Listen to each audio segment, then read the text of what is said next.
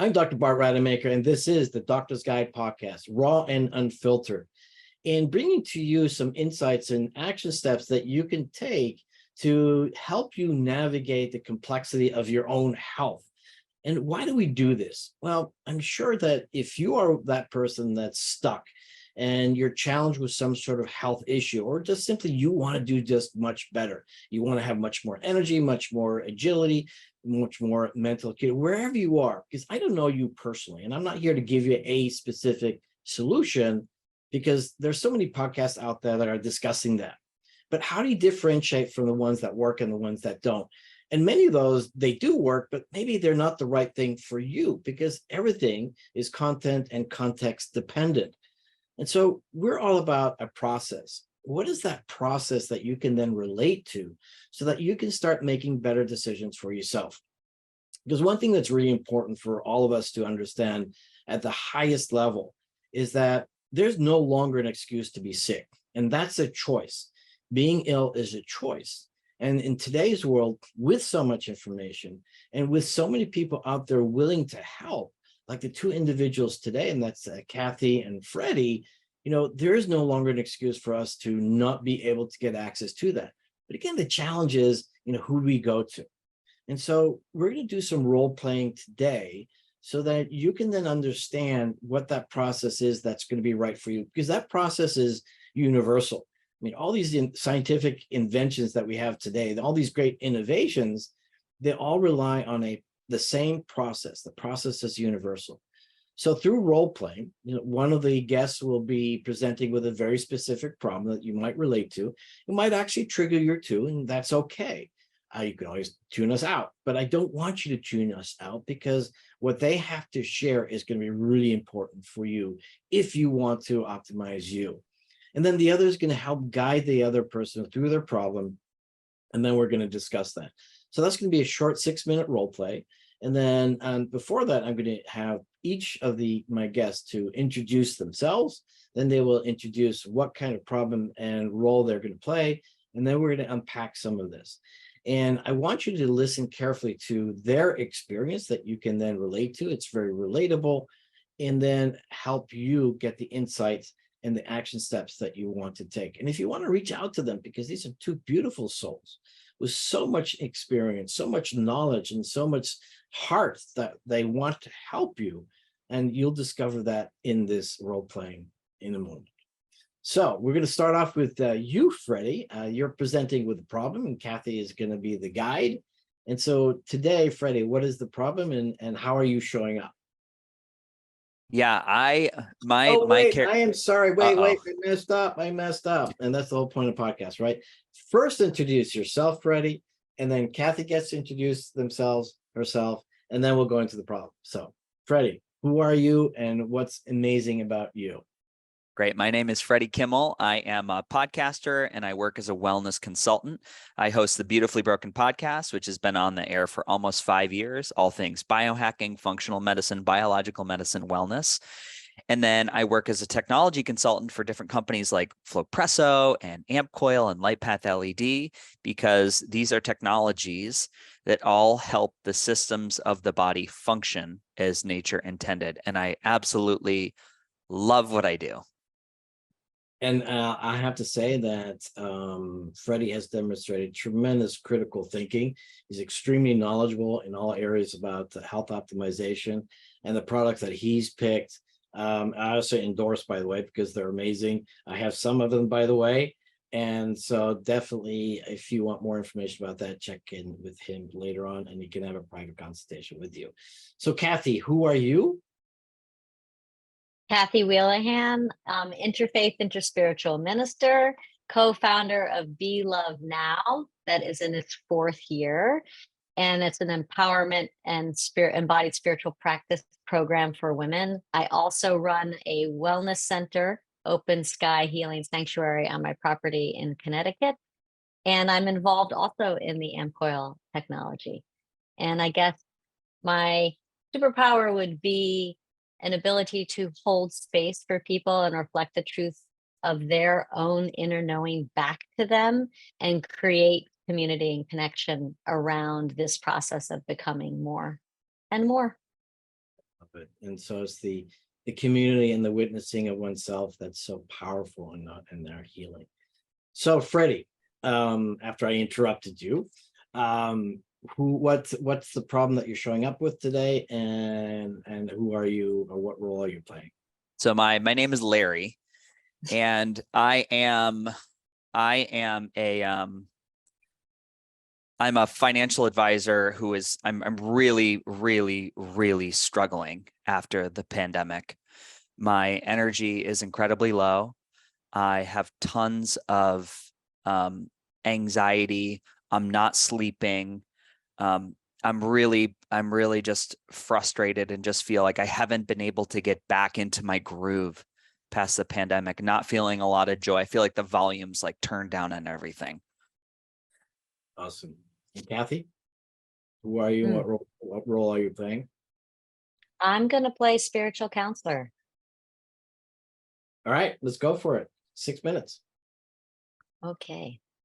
Do you Yeah, keep explaining? Yeah, Cathy, I just want to, I know your time's valuable. I'm just really like, yeah, that's the best thing I could say is feels like the volume is turned down on everything. Food doesn't taste as good.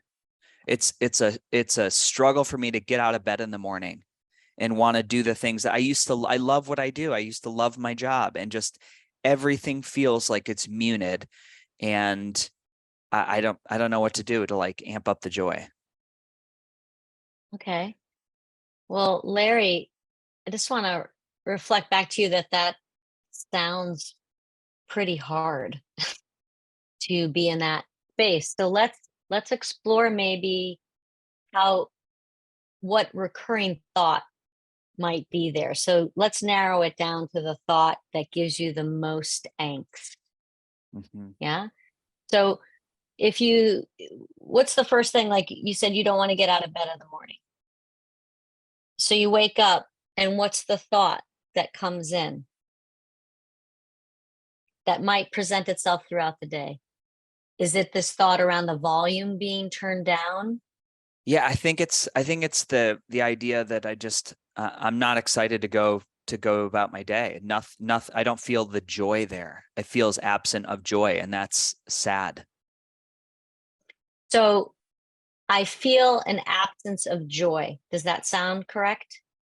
Yeah, correct. Okay. So when I think the thought, I feel an absence of joy in my Mhm. life, right? What is the feeling underneath there for you? Is it in a category of sadness, anger, anxiety, or all three? What's the Uh, real feeling under there? I think there's some fear. I think there's some deep sadness. The other word that comes in is emptiness, almost like a void. I I I know this is not the way my body or my brain should feel when I wake up in the morning, but I'm not sure what to do about it. So empty, sad, and what was the third? Empty, sad. There's a little bit of fear. Fear. Right. Yeah, it's almost scary.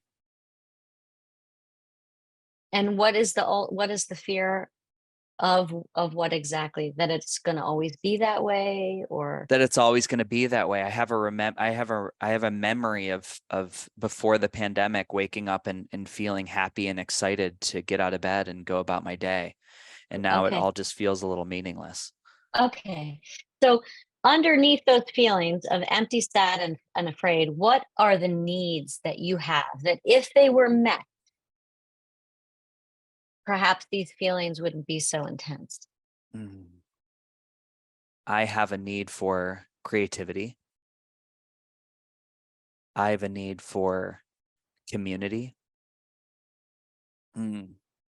I have a need for creativity. I have a need for community. I have a need for a shared reality. All right. Because we don't have a lot of time, I would love for you to repeat your statement. Yeah. So it's when I think the thought, Mhm. When I think and you about can, getting out of bed in the morning and going to work. I feel sad. I feel Empty, empty, empty, and I feel a little afraid because you have a need for. because I have the need for creativity, community, Mhm. and a shared reality. How does that feel? Is that accurate to you? Feels accurate. Feels very vulnerable to say out loud. Mm-hmm. Feels I can Mm-hmm. feel there's a tenderness in my heart when I say it. So bravo for being willing to be vulnerable. Ultimately, our response is our responsibility. And this is the part of your response of how you want to show up. So the next step that we can explore here is how to meet your need for creativity, Mhm. community, and shared reality. Because that's where the juice, the aliveness is going to start to come back Mhm. in for you. Do you know when I spoke that, something came up for me that was a discovery. I realized that 70% of my work is on Zoom. Like I'm looking at a computer screen, I'm not seeing other people, and there's a sadness when I started to think about that. And I really I miss the community of being around other people. I miss the energy of other people. I don't want to work behind a computer screen anymore. That's not how I want to Mm. live my life. And that's, yeah, it makes me want to cry. Got a minute left. Well, the thing about vulnerability is we need other people to fully express it and experience it. Mm. And from that place is where growth and becoming happens. And I think for you, it sounds like in-person physical connection is something that's super important. And right now you could use some more of. Mhm. So That let's that feels talk about accurate to that. me. Yeah. Yeah. Let's talk about ways in which you can make agreements. So the next step after identifying what your core needs are, you then get to meet them. And that is how you respond. That's your response by making agreements with yourself first and keeping them. Yeah. What are you willing to do about it? Then we have an actionable and accountability, right? You Mhm. say, yes, I'm going to do this. We bookend it to make sure you do it. And then you take the next step of making agreements in community with other people, because that's Yeah. where the most growth happens. Yeah. Excellent, excellent. And I want to unpack that a little more after we share what was that for you, Freddie, and then with you, Cathy, and then let's continue that conversation in a moment. So Freddie, what was that for you right now? That was yeah, I an unexpected level of like emotional vulnerability came up around all the things that have happened from the pandemic, everybody pulling back into Zoom screens and limited community and limited engagement. It's one thing to be around other people. It's other thing that what Cathy offered was the be in an agreement with other people in community. Like you still need that engagement that's just, it's been absent for that character. And so I really felt my heart strings pull. I can really like felt it on a deep visceral level. So it's incredible feeling the emotion and energy that is moved into motion by speaking the word. It's always incredible to me. What medicine? Yeah, I'm like kind of blown away. But Yeah, I'm always blown away when I do it. right. I love that. Cathy? I'm a little choked up. Um, it is very powerful, the being 100% present, even though we are on Zoom. I I do also love what I do. And I see now the shift going on for people needing to be back in person and together, but in a very conscious way around this making and keeping agreements. I think that what's this for? It's like taking the thing that is angst or looping or however you want to do it, whether it's the Lyme mom or the Larry, and it's what's the opportunity? What is this for my own growth and becoming? And we can't do that alone. We can get a certain amount And then we need the other to reflect back to us. And that's where we really start to grow exponentially. So I love this opportunity to have this kind of role playing, because every time I do this, I see some sort of transformation occurring in all the participants that is so relevant for the rest of us, because it illustrates very clearly in real time, and I'm getting goosebumps actually right now just saying this, is the process that we all need to go through. And so, whilst many will attribute the pandemic and then the changes and the illnesses more in a biological form, there's a mental, there's a spiritual aspect of that too, and that's the community connection. And we all know that people that live in blue zones, they're very community oriented, and people don't know what a blue zone is. These are people that live well into their hundreds, and part of that is because they're connected with others. And in our last show, we talked about how we've evolved over millions of years. And up till recently, and as Freddie mentioned last time, I think it was you, Freddie, how so important our communities are in the interactions to support well-being and health. And so there's something else going on that we don't even understand. And I would just alluded to the energy transfers between people and the empathy and that heart transference that's happening, that's affecting all of us. And having that outside, having that taken away from us is a big issue. But the most important thing that I want to share with people is that, wherever you are, whatever health state you're in, both the biological and the spiritual and mental aspects are so key, because they work together, and the language is a big issue. And so I love what you did, Cathy, there, is that you helped them get that awareness, stepping into that place of vulnerability, because that's the only place that we're going to be able to make some transformation based on bringing to awareness in a very safe space. And that's also the purpose of this podcast, is creating that safe space that people can express themselves and also relate to you. So again, you guys are amazing, and I want to thank you. So I'm going to give you guys the platform right now just to unpack some more about these issues, and whoever wants to go first, then go for it. Yeah, it's like any of the good work, it's honoring, I think it's honoring the layers that we can go through and not pushing it too fast. I felt myself like, so it's easy to get frustrated when you don't have the words for what you're feeling right away, but I think it's trusting that they'll come if you just start. I'm like, I don't know what it is. It's like, there's apprehension. I'm anxious. I'm angry. I know there's a lack of satisfaction, but I'm not always sure what word to pick.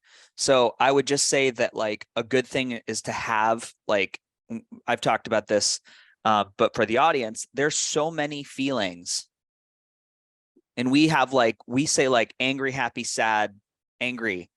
And there's hundreds and hundreds and hundreds of words that 3,000 Cathy, 3,000 to be exact. Those are emotions, and we only use about 10 of them, of which I think 70% are negative. Yeah. So if you want a better experience out of your 100 years on the planet, like, learn the words for all the colors that could paint this vibrant expression that is Freddie. And I'm just like always stunned. I'm like, why can't I? Because I even work with a sheet once in a while, right? But for me, it was like very illuminating. It was like, this is the work that you got to do. So that's what came up for me, Cathy. I still use the sheets. And I do this all day long. Where's my sheet? Yeah, maybe we can give access to the listeners to the sheet if they'd like. That would be great. I'll send you a link. Yeah. Great feelings and needs PDF. Oh, you know what? Let me just, I got it right here on my computer. It lives in the top corner of my screen. I got my feelings. So if I were to go another, so this is what I should have done. Like the sadness and grief sheet, like this idea of feeling disconnected, hopeless, nostalgic. I have this nostalgia for that avatar of pre-pandemic. I'm like, man, you were a chipper dude. Not a lot got you down. There's all these great feelings here that would have yielded a different experience the way you and I were engaging. Right. Well, and I think the thing that is to me the juice, it's not actually the feelings. To me, the feelings, it's just emotion, energy and motion. Flow needs to move, naming it. Most people don't know what they're feeling. So giving language to be able to experience that on a regular basis. This is also an embodied practice. Yeah. And stuff starts to shift, even just naming it and being witness. The real juice comes from identifying your core needs over time. So when you do the practice enough, the same needs kind of keep coming up, and it's like, there's the real juice, because then you get to enter into a process of, oh, these are my core soul values at this particular time. And then you can orient your decision making, your life, things that are coming to those values, which is incredibly empowering. It's incredibly empowering. And it's an ongoing process that is always becoming, so that then all of a sudden you've done enough work meeting that need. Like for a long time, I had a need for acknowledgement. I felt shame around needing acknowledgement. Then I really started acknowledging myself and making a game out of it. And I did it long enough. And then my loved ones started acknowledging me. And all of a sudden, it's like, I don't really have that need anymore. That one's gone. New ones come up. And that's the Mhm. becoming. That's the becoming. And then it Yeah. becomes fun, actually. And And we get that's to turn it around more quickly. and that's what we all need guidance for. And that's why we have communities with people that have an understanding and experience and can beautifully guide us through that process. And the truth is that again, we're too quick in wanting the quick fix and being judgmental and recognizing that somebody is wrong before they're right, when all we have to do is step into that space of vulnerability, which is very, very scary, and not always available. I mean, even in close relationships, just because someone doesn't quite understand you, then it's a challenge to be vulnerable because they're not going to help you. So what you said earlier, Cathy, was you've got to find the people that you can align with and get the support from them, and not expect it from other people that can't do that for you. Mm. And so that sheet, I don't know what sheet you have, but I got a sheet, and that's the map of consciousness from David Hawkins. And we're going to post that one up here as well. But what's interesting is that all these different feelings, they have a certain energy level. Vibration. And it's a matter of navigating those energy levels to give us, in essence, the kind of transformation or the energy to get out of the stuck state, like Freddie was in.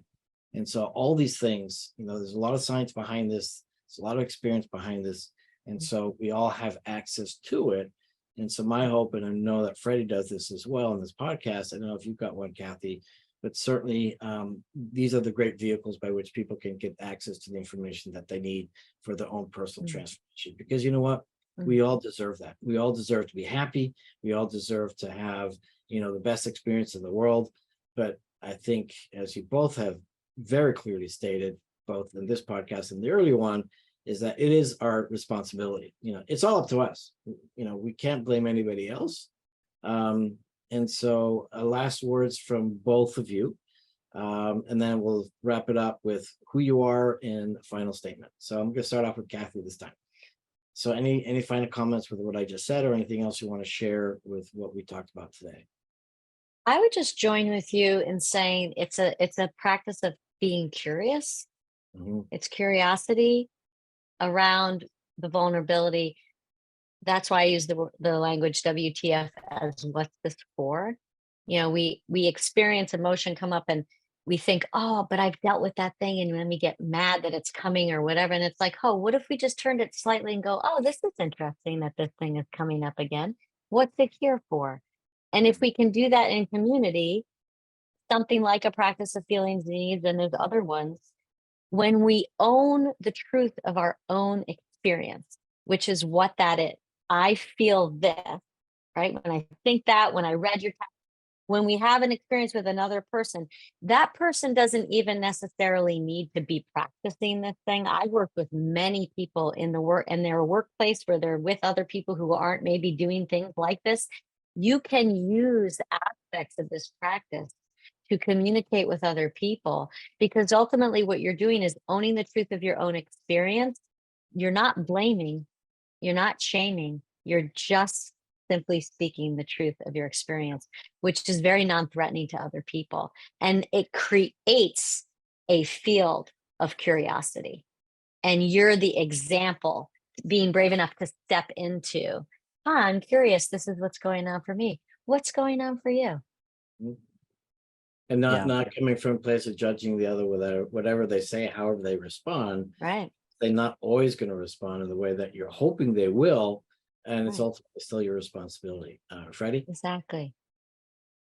Yeah, it's amazing. I'm going to reflect on, there's a container in Austin called Ecstatic Dance where people go dance. And there's a rule: you don't talk to anybody, you just dance.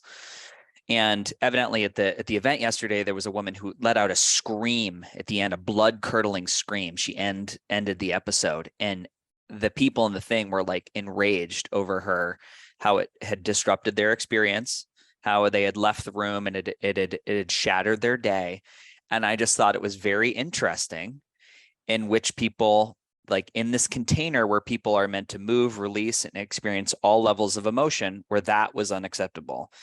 And it was really well navigated. Everybody was like, this is how it made me feel. This is how it made me hurt. And it all came back to, it was amazing, this thread. And I wish I could screenshot it, but how well people were navigating like the space they wanted to create to go do this thing. None of it's right. None of it's wrong. It's how do you want to architect it? So coming back to language, it's like, what is the life that you want to build? It's your building. We're all obsessed with HGTV. What kind of plank cedar do you want to line the ceiling?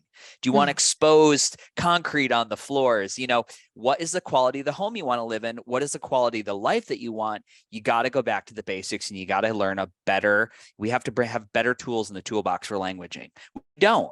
This is, I think, the missed opportunity here. This isn't healing work for people to find on wellness podcasts. This is work that should be done in public school system, right? This is the thing. Like, this is the opportunity. So the quality of your life will be defined by the quality of words and languaging you can access. This is scientifically proven, the level of healing that you have access to. And guess what? How much does it cost you to go get these words? It's free. It's free. And I'm going to add on to that. This is something I learned from the Joe Dispenza work. And that is the language of the brain are your thoughts, and the language of the body are your emotions. So your thoughts create, emotions that create changes, chemical changes in the body.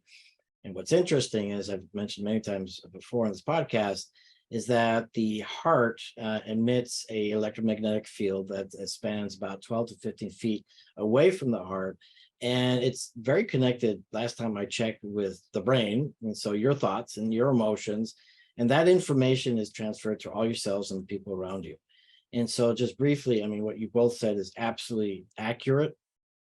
Language is everything. It's because it's how we create our internal reality of what's going on outside, which is always very, very different.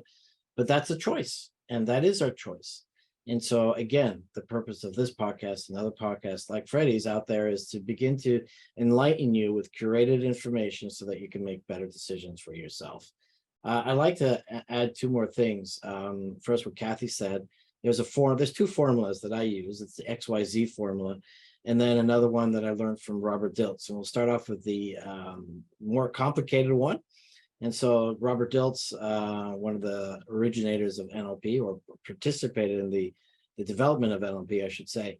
And he based it on the poem by Rumi, which is The Guest House. And I encourage anyone to check it out, The Guest House.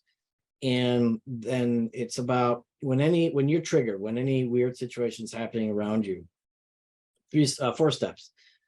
First, tell yourself, this is interesting. So that's Cathy's curiosity. This is interesting. Second, statement to self is, well, this makes sense. And it does make sense because we're all just running algorithms in our head. That's it. Our behavior is the result of all the beliefs and values and experiences and memories and decisions we've made. And so it makes sense. I mean, do you agree with it or not? Doesn't matter. It makes sense. The other one, which you both have alluded to very eloquently, is simply this. The third step is something needs to be healed or heard or held, and holding that space, like, Cathy's talking about. And the final one is thank you, right? And that's again what Freddie's talking about is, thank you for these experiences, because it's these very specific triggers that are causing me to do the work so that I can overcome them and become more wholesome and more myself. And that's also Byron Katie's work. Any pain, any trigger is your work to do. And the simple one is the XYZ. When X happens, I feel Y. I need Z. So with that, Freddie, last statement from you, and how do people get a hold of you? Great. Well, I want to say that this coming on the podcast has made me feel renewed and optimistic and passionate, because I have a core need for beauty, for inner knowing, for wholeness. Yeah, I had such a blast. People can get a hold of me at beautifully-broken.world, which is the website. They can listen to the Beautifully Broken podcast, or you can find me on Instagram and Facebook at Freddie Kimmel or beautifully-broken.world. Love it. Cathy? I feel inspired and joyful, because my need for connection, community, and expression has been met in a very big way. Loved doing this. So much fun. And you can find me at belovednow.org. I love you both. You guys are phenomenal. I've got also goosebumps from this whole process. So beautifully done for both of you. I really appreciate you and honor you.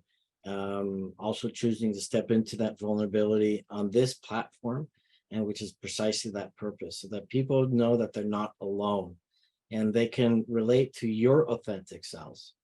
And even if they do get triggered, because I know some people will, we've had some conversations about very tough topics that people will get triggered, but that's exactly what needs to happen. We need to get triggered. We need to have that exposure. We need to get the awareness, and then find the guidance from beautiful souls like yourselves. So I want to thank you both, and encourage anyone out there listening in, go reach out to both Freddie and Cathy, because there is so much for them to share with you, so much intelligence that will absolutely benefit you in your desire to have the best life possible. I'm Dr. Bart Rademaker, and this is the Doctor's Guide podcast, raw and authentic.